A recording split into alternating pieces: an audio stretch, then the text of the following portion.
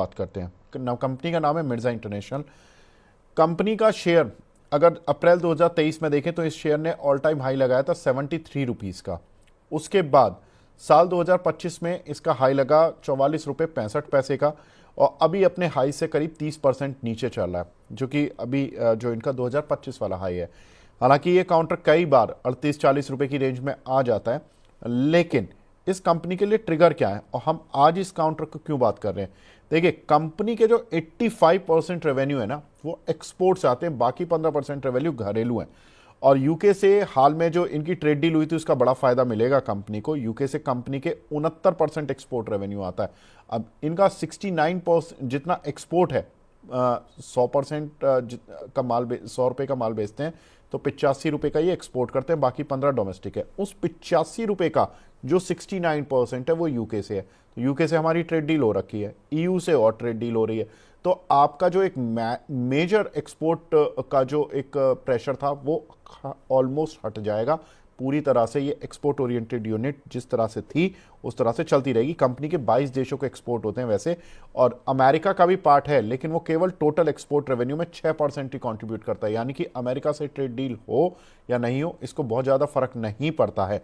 दूसरा, कंपनी के अगर देखोगे तो कानपुर और नोएडा में प्लांट है। कच्चे माल की सप्लाई के लिए कंपनी ने बैकवर्ड इंटीग्रेशन किया हुआ है अपना।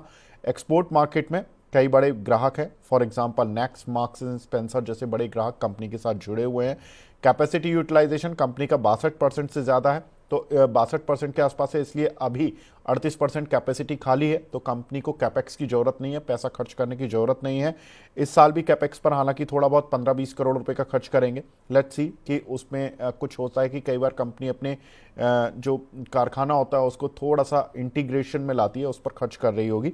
कंपनी के कुछ एक ब्रांड हैं, थॉमस क्रिक और ओक ट्रैक और हुक लंदन जैसे कंपनी के ब्रांड हैं, और कंपनी डेट फ्री है। तो ये एक इंपॉर्टेंट चीज़ है जो कंपनी के साथ जुड़ी हुई है। कंपनी के अगर पिछले 2 क्वार्टर के रिजल्ट्स देखें तो उसके हिसाब से कंपनी की जो ईपीएस आई है करीब 1.45 आई है। अगर उसको एनालाइज करके देखोगे तो ऑलमोस्ट 2.9 रुपीज़ की ईपीएस है।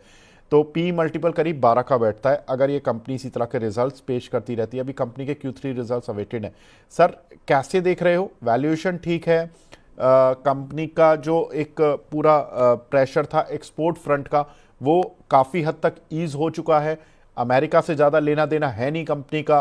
तो एक्सपोर्ट ओरिएंटेड कंपनीज में अगर कोई रिवर्सल आने की चेष्टा होती है तो क्या ये काउंटर बन सकता है वो चेष्टा वाला?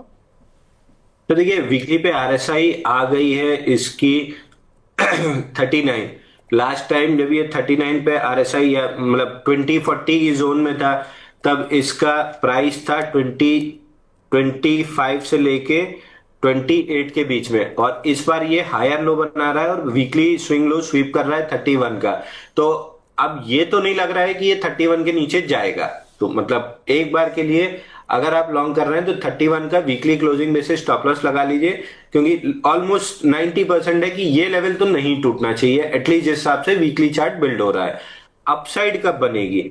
अपसाइड इसमें तब बनेगी जब ये 36 के ऊपर जाके टिकना स्टार्ट कर देगा, तब आपको मोमेंटम मिलेगा कितने तक? 44 तक। 44 निकलने के हाँ 44 निकलने के बाद फिर ये स्टॉक स्ट्रक्चरल बुल रन में आ जाएगा। तो यहां से आपको 3 काम करने हैं। अगर ले रहे हैं तो 31 का mandatory closing basis stop loss लगाना है। आइडियली मोमेंटम बाई करना है तो 35.9 है, 36 राउंड फिगर पकड़ लीजिए। 36 निकलने के बाद बाई कीजिएगा। 43.85 का पहला टारगेट रहेगा, और बहुत बेहतरीन बढ़िया बाई लंबे समय के लिए बड़े टारगेट के लिए 43.85 के ऊपर बनेगा, तब आप बड़ी क्वांटिटी में बाई करके चलिएगा। एक छोटी क्वांटिटी का ट्रेड 36 से 44 तक तो करना चाहिए।